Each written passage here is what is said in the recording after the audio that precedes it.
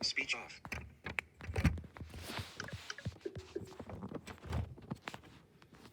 Welcome. I'm gonna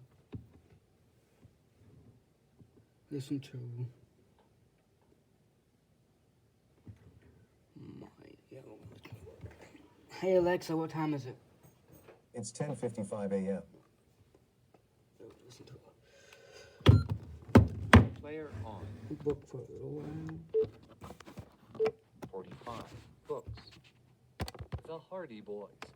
The Haunted Fort. The Mystery of the Spiral Bridge. The Secret Agent on Flight 101. Current position. Chapter 5. Mysterious Rendezvous. What's going on here? When the boys explained, the officer took Wilkes into custody and requested that Jack Wayne follow him to police headquarters to file a complaint. Further questioning of Wilkes by the police revealed nothing more than what he had already told the young detectives. Apparently, Frank reasoned, he was more afraid of Hexton than of being thrown into jail. The Hardys and their companions checked in at a motel to get a little sleep. Early the next morning, they flew back to Bayport. Chet said goodbye and headed for the farm in his jalopy. Mrs. Hardy and Aunt Gertrude were overjoyed to see Frank and Joe, and instantly asked about Mr. Hardy. They received a detailed report. "I'm still fearful," said the boy's mother, "but the news is somewhat encouraging. You say he wrote, 'Am all right?'" "Yes," Frank assured her. Aunt Gertrude said in her forceful way, "That's enough for me. I'm sure Fenton is a better magician than Hexton when it comes to escaping from traps.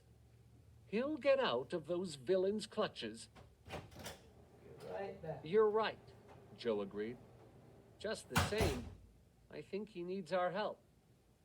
Directly after supper, Frank and Joe went to their father's study and tried to decipher the message scribbled on the hotel wall.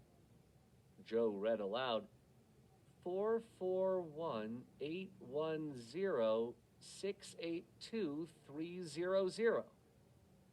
"I'm stymied," Frank admitted. "The numbers don't fit into any code Dad's used with us before." "Maybe it isn't a code at all," Joe suggested. "The numbers might represent something else." Just then, Chet arrived. He strolled into the study with a large silver bowl tucked under one arm. In his other hand, he held a big square of blue silk. "Okay, you masterminds, give me your attention," he demanded. I'm back. "You see standing before you the Dean of Sorcerers, the Master of Legerdemain, the world's most outstanding thaumaturgist." "Wow," Joe exclaimed. "Listen to him. You'd better get the dictionary, Frank." Chet placed the bowl on the desk as the Hardys watched in amusement. "You are most fortunate," he said, "since you will see a private performance by the great, the incredible, the fantastic Morton." Chet paused, a faint smile curling his lips, and added, "Perhaps you hadn't heard that I've been taking a mail-order course in magic."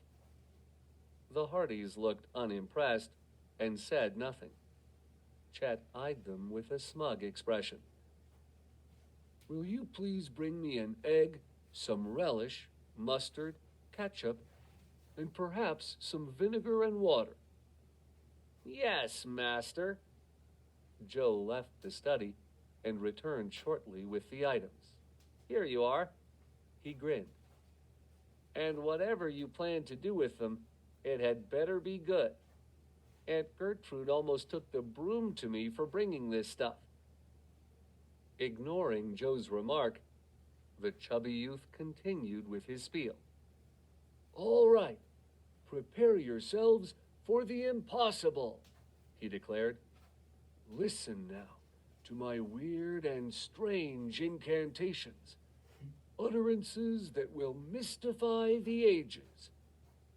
The boys watched as Chet cracked the egg and dropped it into the bowl, shell and all. He added the vinegar, water, and other ingredients. "What a crazy concoction," Joe said as his chum stirred the mixture. Chet covered the bowl with the silk cloth. "Brace yourselves for the most amazing feat of all time." He began to pass his hands slowly over the bowl. "Azard, Kazard Mokim, Wumph." "Now what?" Frank asked. "Ah," Chet announced, "you have just witnessed an astounding display of my mystical powers. The ingredients in this bowl have vanished, Bro, it's gonna be so Poof. funny. just like that." It's gonna be so "Okay, funny, bro. Merlin," Wait. Joe said, laughing. "Prove it. Uncover the bowl." "You doubt my magical skills?" Chet said. "I won't just uncover the bowl. I'll go a step further to prove my powers." He placed the bowl on his head upside down. "There, you see, He stopped short as its contents flowed over his head and face.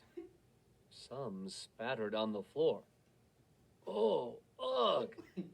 The Hardys howled with laughter. "You'd better clean up that mess fast," Frank warned. "If Aunt Gertrude sees it, she'll cause you to vanish. Puff, just like that." Joe rushed out of the study and returned with an armful of paper towels. It took considerable rubbing before Chet became recognizable again and the carpet clean. "I can't understand," he murmured. "The book said it would work." Joe chuckled. "Maybe you got your incantations mixed." "Anyway, I was just trying to cheer you fellows up," Chet mumbled.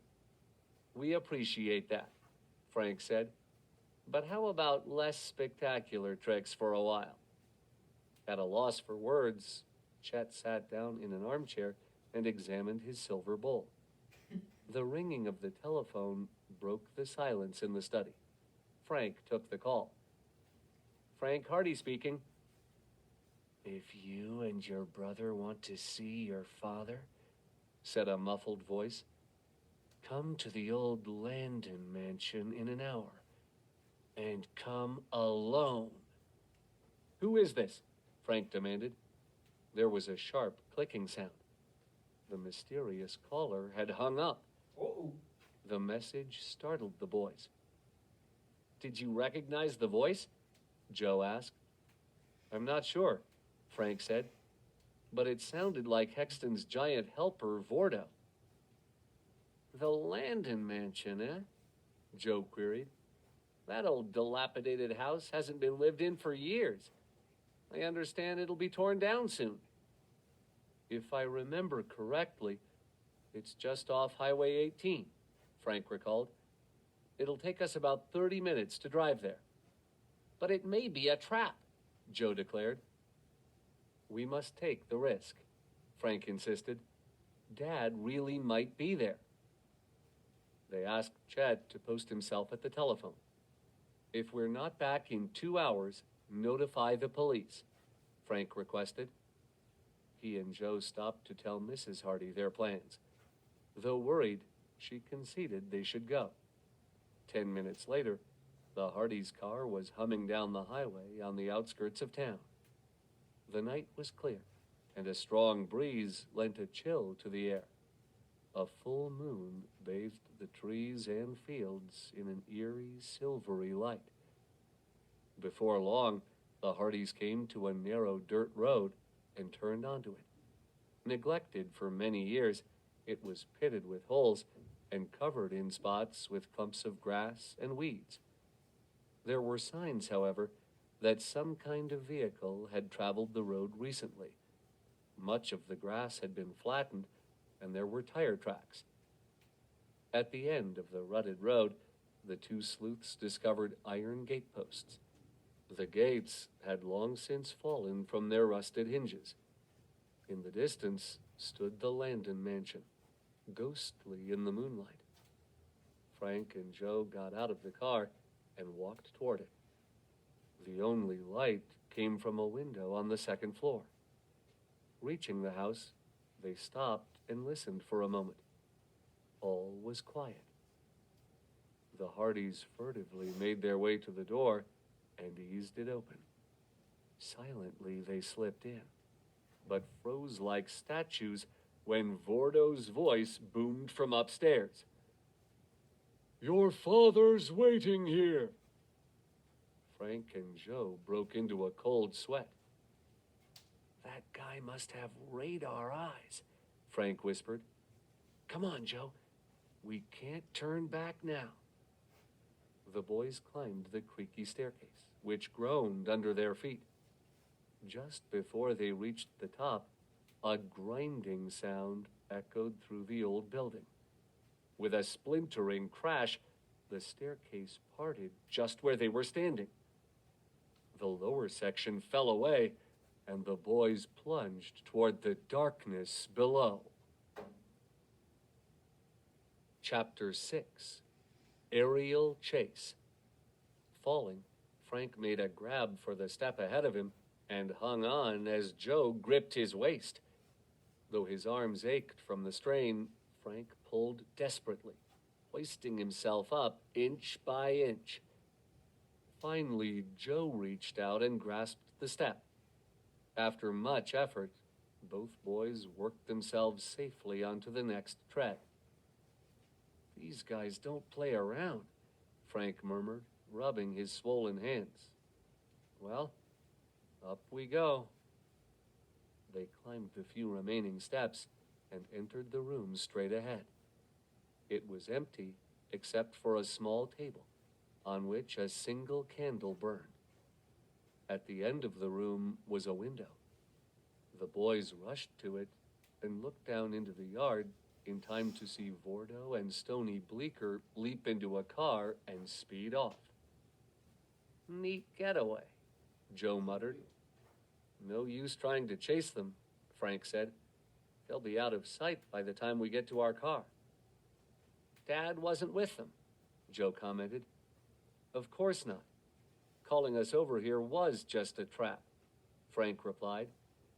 He pulled angrily on the rope which Vordo and Bleeker had used to get from the window to the ground. The boys went to examine the remaining section of the staircase. It had been sawed more than halfway through. In a sober mood, Frank and Joe returned to the window, slid down the rope, then drove home. Chet was greatly relieved to see his friends. "What about your dad?" he asked excitedly, and was quickly told what had happened. "Wow. Well, I'm glad you're safe," Chet said. "While you were gone, 2 important phone calls came in. The first was from the police chief in Granton. He said Burley Wilkes has escaped." "What?" Joe exclaimed. "How did that happen?"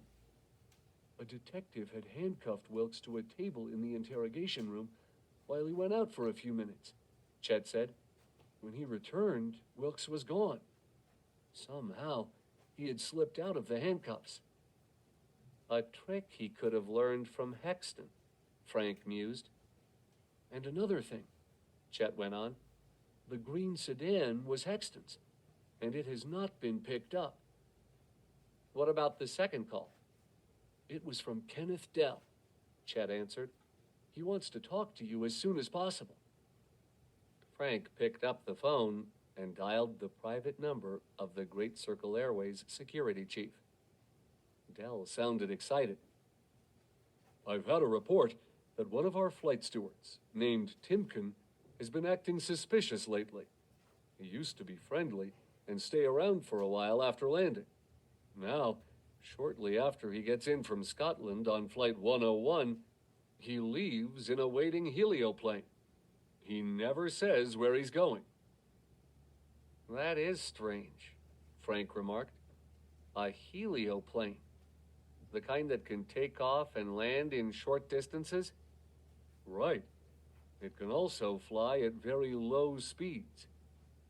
Have you any idea where the steward goes? Frank asked. No flight plan was filed, Dell said. Who owns the plane? Joe inquired. I don't know, but now I mean to find out, Dell replied. Whenever the pilot has asked for landing instructions, he has identified himself as Helioplane 345. Of course, those are only the last 3 figures in his whole number. Joe asked, What about Timken as a steward? He was hired by our firm only a couple of months ago. Seems efficient, and so far we haven't found anything incriminating in his record. Flight 101 is part of his regular schedule, and I'm watching it for anything the least bit suspicious.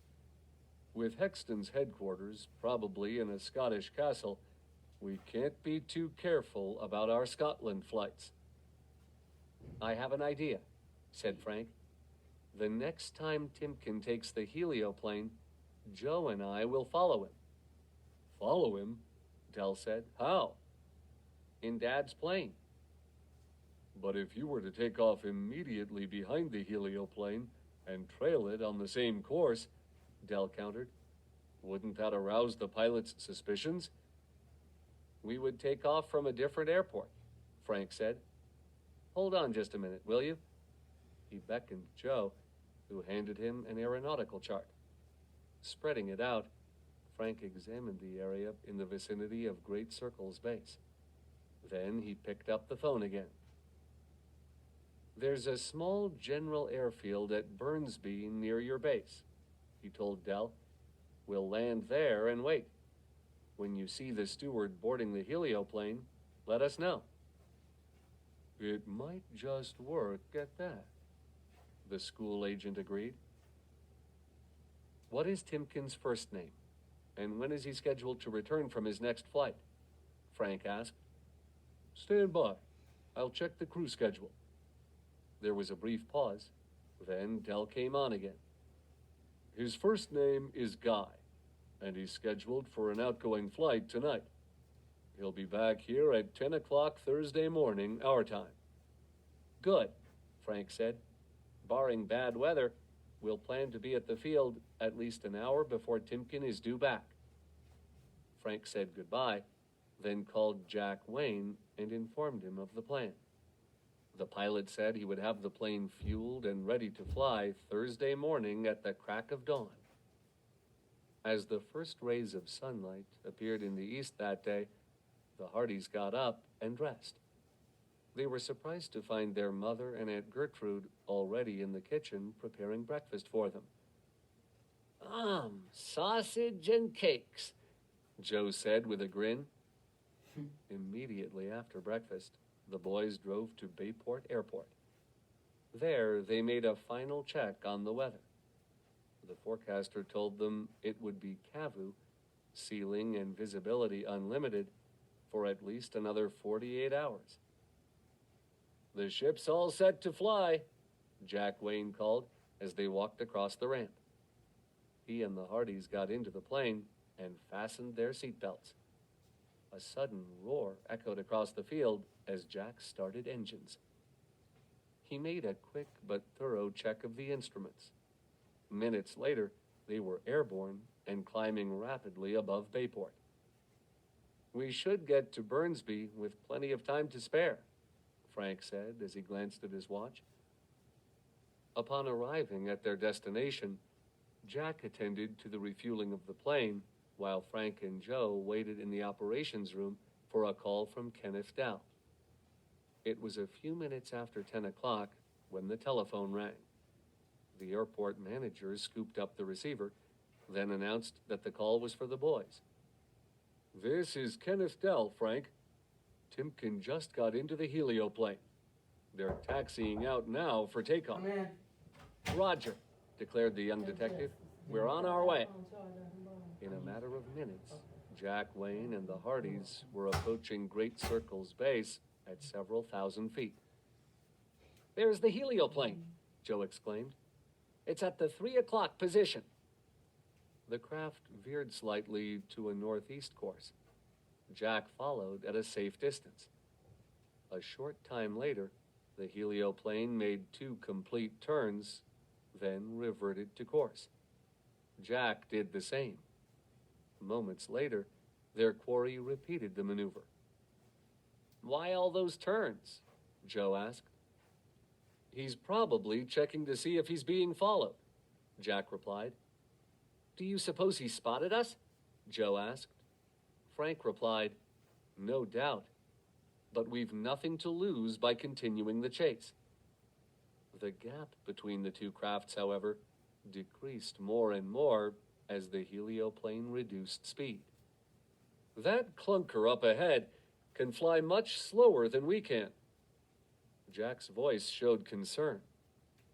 He attempted to keep his distance, but another glance at the airspeed indicator told him that their plane was dangerously near to a stall.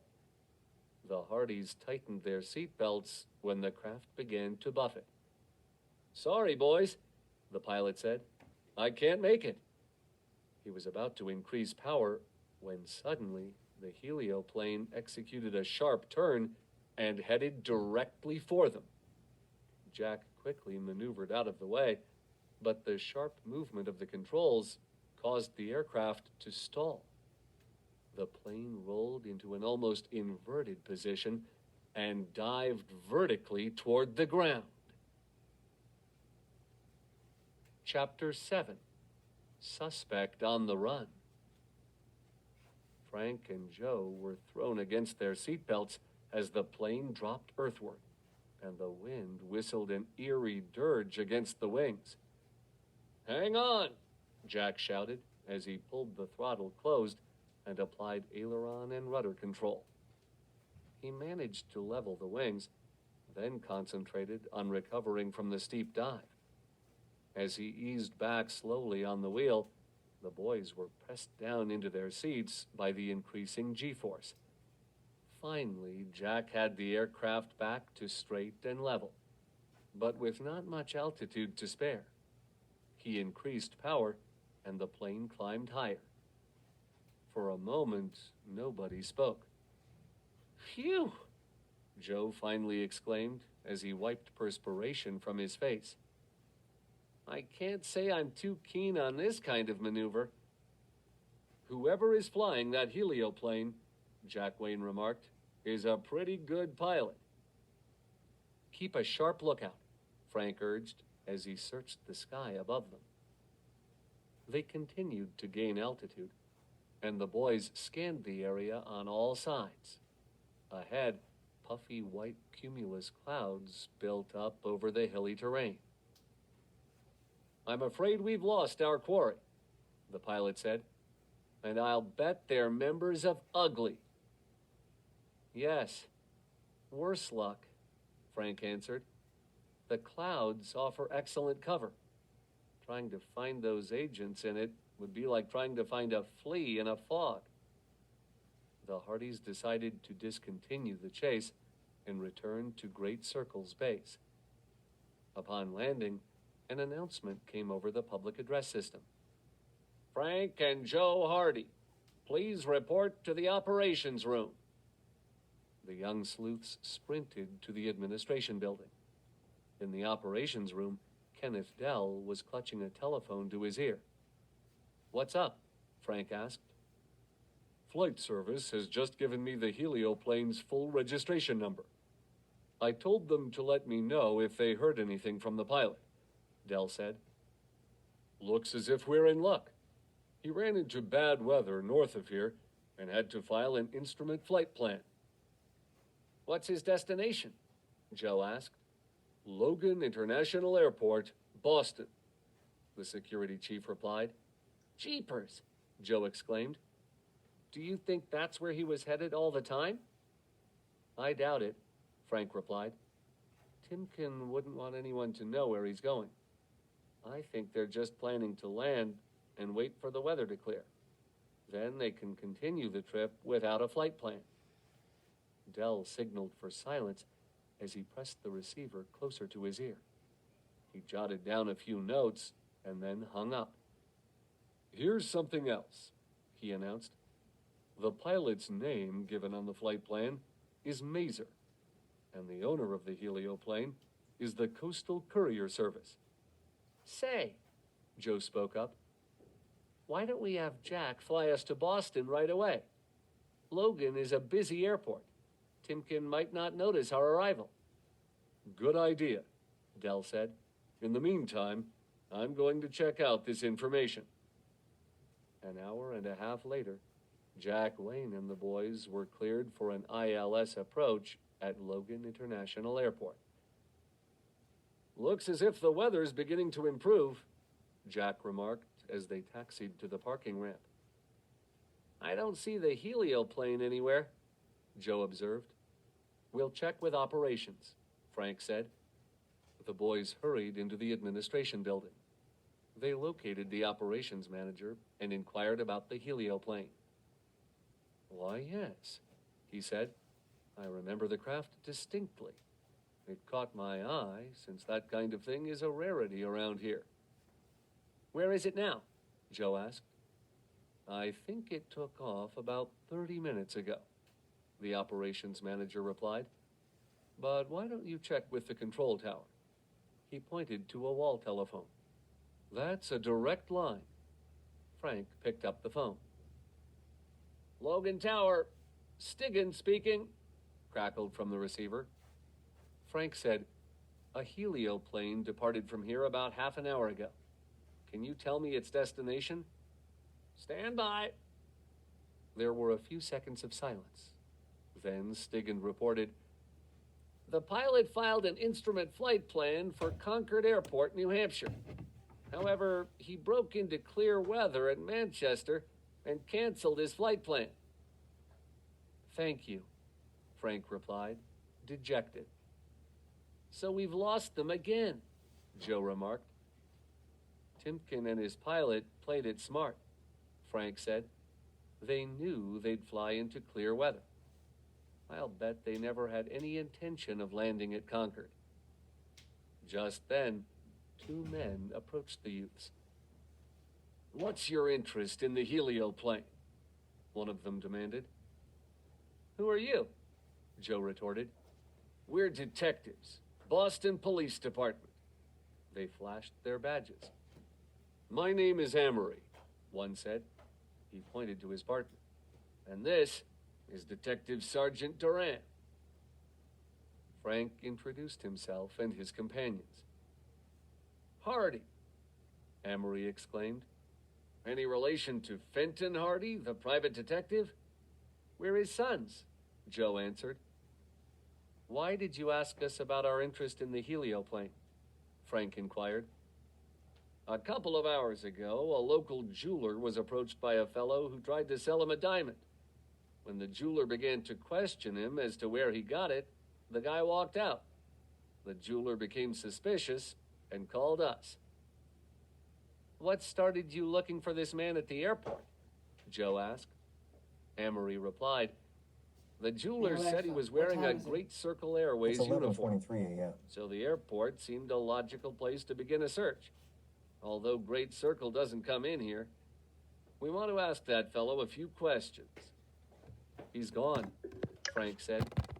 "The man you're looking for is the same one we've been following. Zoom. He 0 took speech off off. in the helioplane about half an hour ago." "That adds up," Duran commented. "The operations manager told us a fellow answering the jeweler's description had already left." "We approached you boys," Ames added, "because we heard you inquiring on the phone about the helioplane." There was little more the young sleuths could do, so they took off. During the return flight to Bayport, they mulled over the latest event. "What do you make of Timken trying to peddle a diamond?" Joe asked. "It sounds to me like an attempt to get rid of stolen goods," Frank concluded. "Could be," Joe said thoughtfully. "You remember Dad's report said that Hexton's gang were robbers.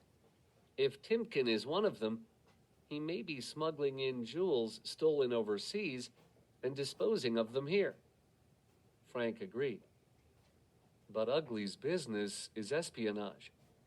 I doubt if they would become involved in jewel robberies. On the other hand, Hexton and his gang might be playing the two games at once. When the boys arrived home, Frank at once telephoned their suspicions to Kenneth Dow.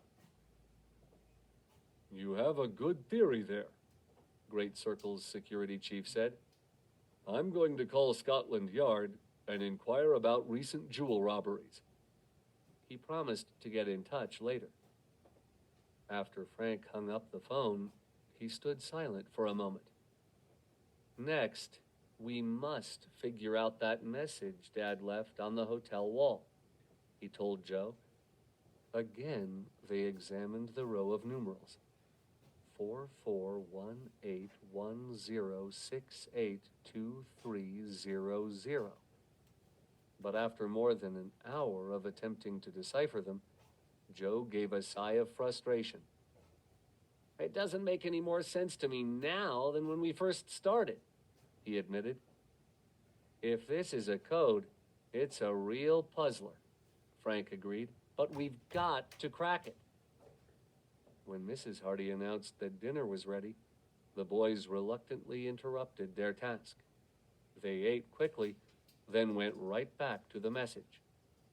Frank stared at it. Neither the substitution nor transposition ciphers jived. The young detectives worked late into the night. Exhausted, they finally went to bed. Early the next day, Frank and Joe continued to study the message, but all their efforts to decipher it ended in failure. Shortly after 10 o'clock, Chet arrived at the Hardys' home. He plodded up the stairs to the detective's study. "You're too late for breakfast, chum," Frank said with a grin. "Oh, cut it out," Chet mumbled. "Anyway, I stopped at Biff Hooper's house before I came here. His mother was baking the most delicious pancakes I ever saw, with sausages and all the trimmings." "Glad to hear that," Joe said jokingly. "We wouldn't want to see you fade away." "How is Biff?" Frank inquired as he glanced at his friend. Biff Hooper was a schoolmate of the boys at Bayport High. "He's just fine. I wanted to show him a couple of my magic tricks." "Don't tell us you took that silver bowl of yours along," Joe asked. "No, that's old stuff," Chet retorted. "My new tricks are more sophisticated." "Oh, yeah," said Joe, chuckling. "Go ahead and laugh if you want to," Chet continued indignantly. "At least Biff appreciated the great latitude of my genius."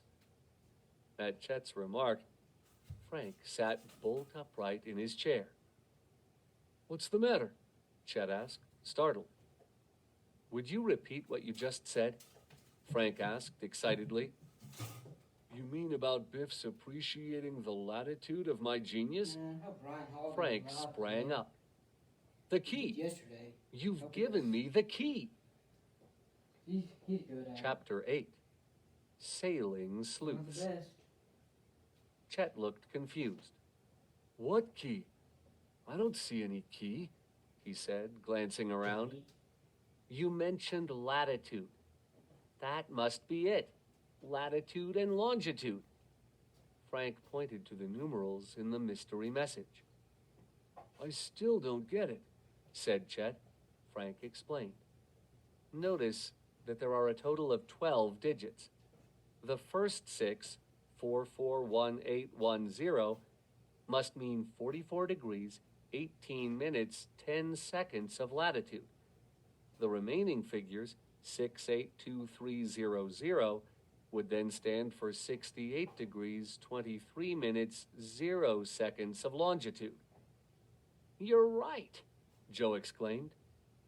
Frank riffled through a stack of maps and selected one showing the Atlantic seaboard.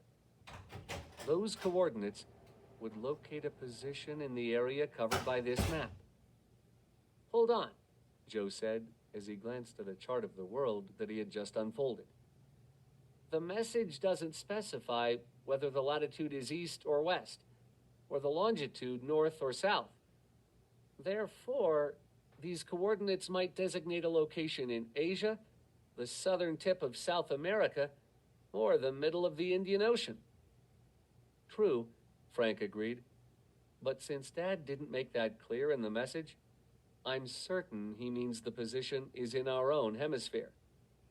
He marked the spot on his map indicated by the coordinates. It was about 18 miles off the northeast coast of the United States. But that's a spot in the Atlantic Ocean, Joe exclaimed. Frank pulled out a nautical chart. It was on a smaller scale and showed more detail. Replotting the position, he discovered several small islets in the vicinity. So small they did not have names. The latitude and longitude coordinates lay directly over one. Eureka! Joe exclaimed. It looks as if we're onto something. My guess is one of two possibilities. Either the place is Ugly's headquarters for the U.S., or else it's where Dad was taken. Speech off. Maybe it's both, Joe added. We'd better make a trip to that island. What about me? Chet demanded. Can I come too? After all, I found the key. Frank bowed toward his chum. It'll be a pleasure to have you along, genius, he said. We might need your help. Then he walked to the telephone. I'll call Jack and tell him to have the plane ready tomorrow morning.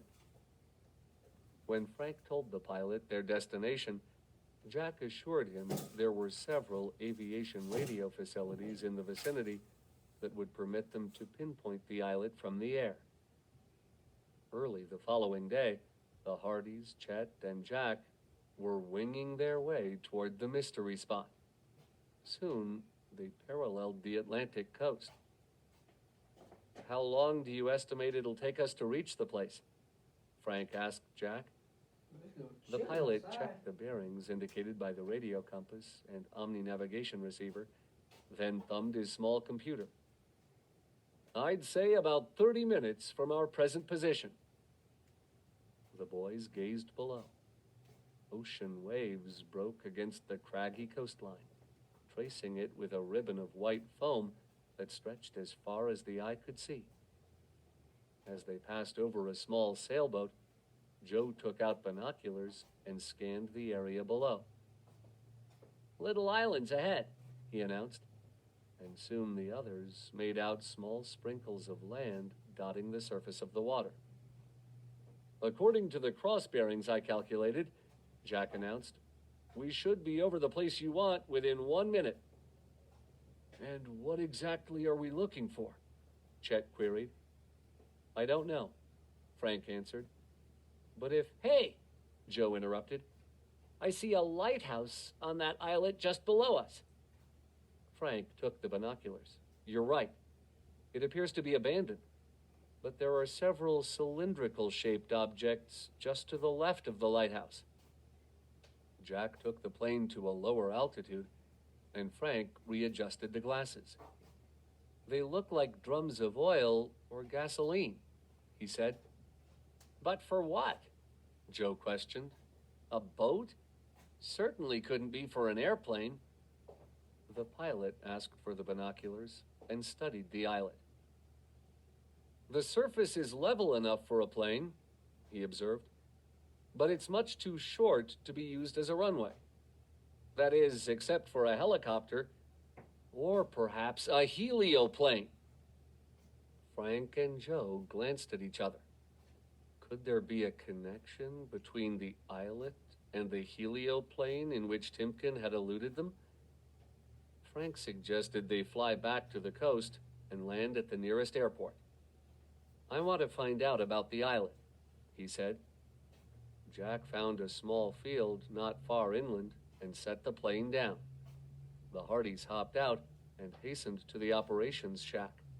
There they met a solid, middle-aged man with a shock of gray hair, who introduced himself as Ty Carter, the owner of the airport. I don't know much about that islet with the abandoned lighthouse, Carter told them, except that it is private property. It was sold at auction recently. Have you any idea who bought it? Joe asked. Fellow named Bodkins. He's not from around here, so I can't tell you anything about it. Bodkins, Frank thought. A possibility struck him. Could this be an alias of Hexton's? Aloud, he questioned, have you ever seen a helioplane in the vicinity of the islet? Funny you should mention that, Carter replied. During the past couple of weeks, I saw one headed in that direction several times, but whether it was going to the islet or not, I wouldn't know. The boys thanked the man for his cooperation, then returned to the plane. Fellows, Frank said suddenly, I have an idea. Why don't we rent a boat and look at the place? What if Hexton and his men are on the islet? Chet asked.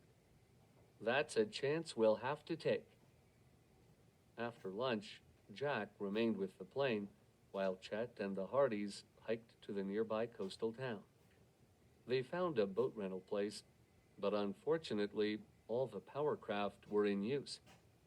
Frank finally selected a small jib-headed racer. He manned the helm, while Joe and Chet hauled the sails to the top of the mast. A strong breeze carried them quickly away from the dock.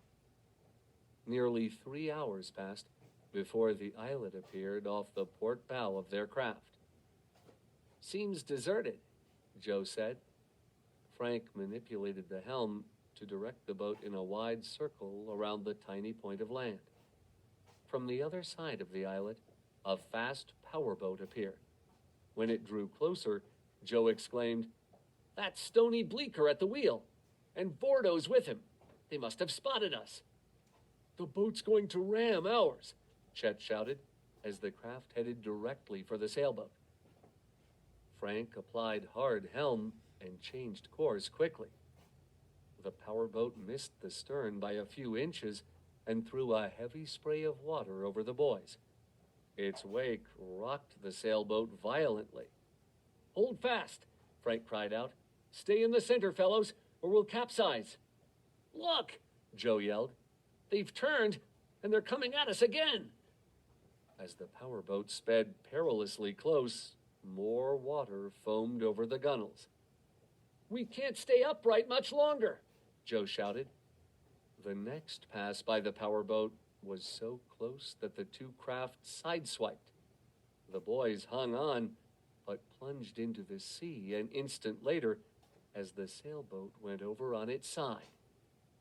Vordo burst into wild laughter. Stony was so preoccupied watching the boys come to the surface, he failed to notice that he was steering directly toward the islet. Watch out! Vordo bellowed at him. Bleecker made a desperate last-minute effort to turn away. Too late. Crash! The powerboat's momentum carried it onto the craggy shore, and a sharp rock ripped through its hull. The men leaped out. Furious, they shook their fists. We'll get you for this, Vordo thundered at the three boys, who now lay across the half-overturned hull of the sailboat. Now what? Chet asked. Frank and Joe were glumly silent. They knew that trying to right their boat with its water-soaked sails would be next to impossible, and the only haven within swimming distance was the islet. Chapter 9. The Lighthouse Prison. In a split second, Frank had made up his mind. Quick, he shouted. Help me haul in the mainsail. It's our best bet. Joe unfastened the lanyard, while the other two, with great effort, pulled the top of the partially submerged sail down the mast. When they had it tightly lashed around the boom, the boys secured the working jib. Jumping catfish! Chet yelled in alarm. "We're drifting closer to the islet." While he and Joe watched the movements of Vordo and Bleeker, Frank swam to the other side of the boat. He put his weight against the bottom of the keel and tried to force it downward into the water. "Push up hard on the mast," he shouted to Joe and Chet. The power of their combined efforts started to rotate the sailboat. "Harder!" Frank yelled. "Push up harder!" Suddenly, the boat rolled to an upright position. Frank reached for a hand bailout pump clamped against the inside of the hull. Working frantically, he pumped the water out of the boat. Then he flung himself over the gunwales, followed by Joe and Chet. "They're taking off!" Vordo bellowed to Bleeker. "After 'em!" The two men plunged into the water and swam toward the three boys. "Up with the sails!" Frank commanded. "I'll take the helm." Joe and Chet hoisted the sails into place. A strong breeze caught them and began pushing the boat ahead. Frank turned the craft sharply away from the islet. Vordo screamed at them furiously, "Stop!" "He seems to be the excitable type," Chet said, weak with relief, as they went speeding back toward the mainland. "We certainly didn't win that battle," Joe observed wryly. "We're retreating." Frank nodded. "We'll have to find another way to get here. And fast," he declared. "If Dad's a prisoner in the lighthouse, they'll probably move him out as quickly as they can." The boat had covered nearly half the distance to the mainland when the sails became almost limp.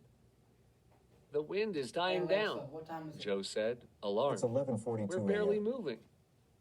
Gradually, the breeze subsided to a complete calm. The sailboat ceased to move ahead and rocked gently with the waves. Frank grabbed a paddle that was clamped under the gunwale. "Guess we'll have to get back the hard way."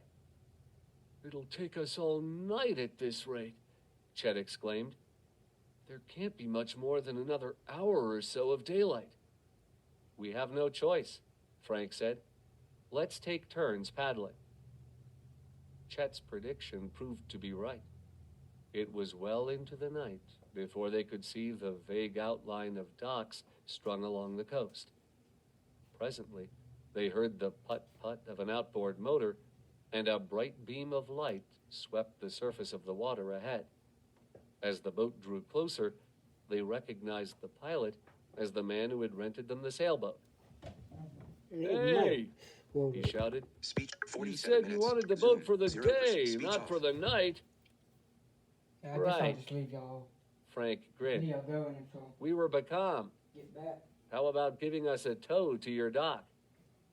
The man threw them a line and went on.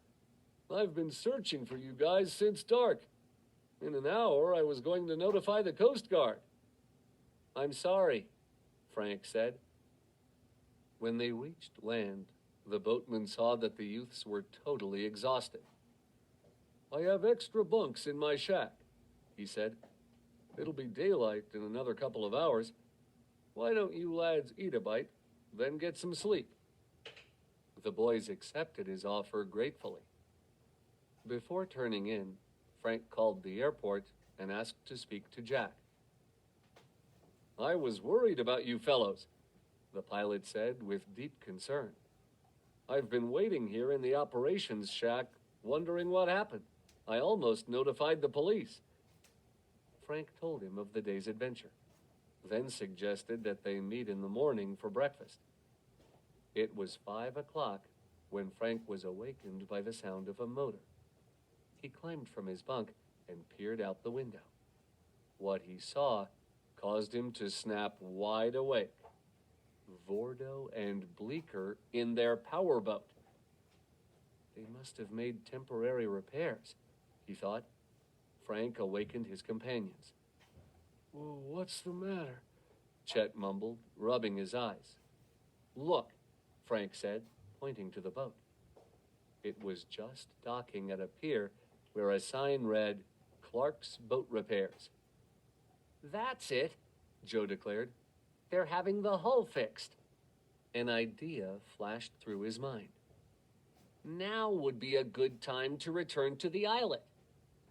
Don't tell me we're going to paddle ourselves all the way, Chet complained. We'll rent a motorboat, Frank said. He made arrangements for the craft, then telephoned the airport and explained his plan to Jack. Vordo and Stony Bleecker just arrived with their damaged powerboat. It's docked at Clark's boat repair place. Could you rent a car, drive down here, and keep an eye on those two? If they should start back to the islet before we return, fly out and warn us by making a low pass. If they start to leave town, notify the authorities. Wilco, the pilot replied. I'll get going right away. When the boys went to the dock, the owner said, Fellows, I've just learned by radio there's some bad weather in store. A nor'easter. He pointed toward a darkening ridge of clouds far off on the horizon. You can see it stirring up already. But this is important, Frank insisted. The boatman pondered for a moment.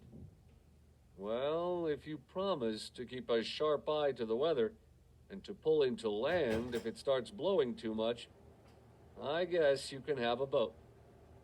The boys thanked him, and after a quick breakfast, started out to the islet. The trip took less than half the time it had required in the sailboat. Nevertheless, when the lighthouse came into view, the sky had grown dark, and the howling wind had developed into gale force. A hurricane!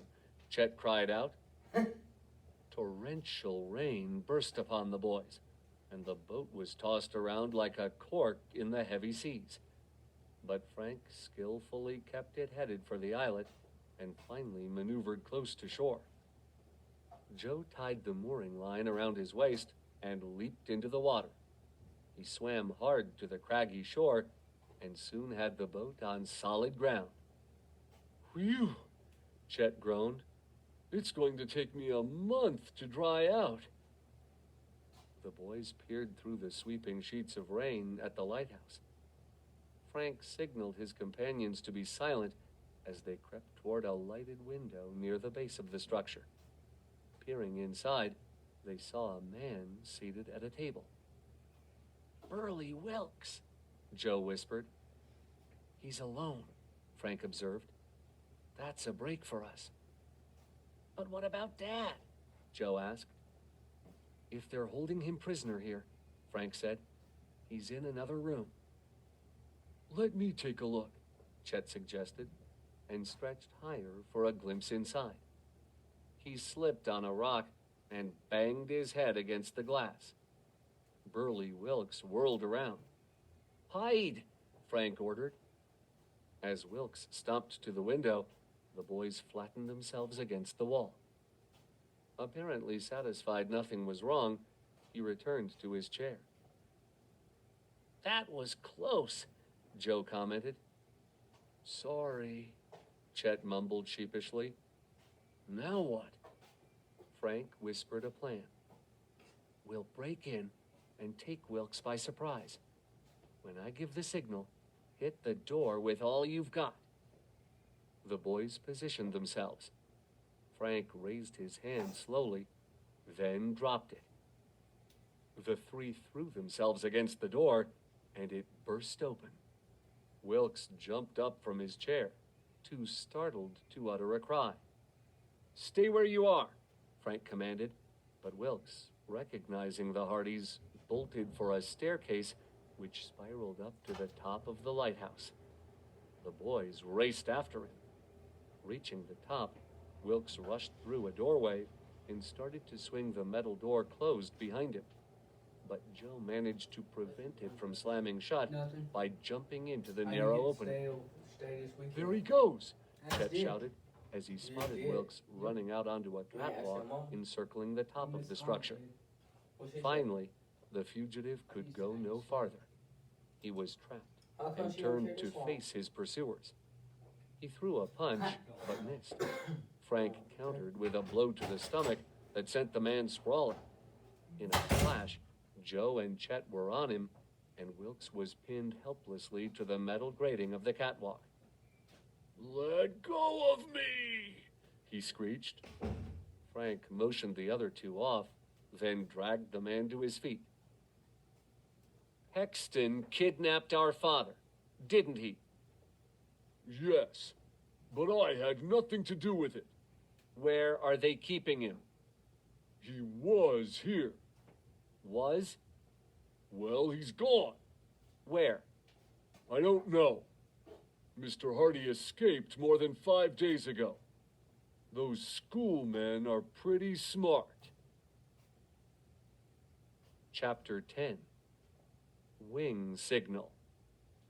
The boys were dumbfounded. "What do you mean our dad escaped?" Joe asked. "How?" "I don't know. I wasn't here." Frank believed that Wilkes was telling the truth. But where could their father be? And why hadn't he been in touch with them? The Hardys tied Wilkes securely to a chair. Then Frank, Joe, and Chet settled down to wait out the storm. While the wind and rain beat against the lighthouse, Frank and Joe questioned Wilkes further. Their prisoner said he did not know the whereabouts of Hexton, nor just what sort of an operation he was running. "I'm a new man in the outfit." Zoom, 56 minutes, 26 seconds. Stop recording video.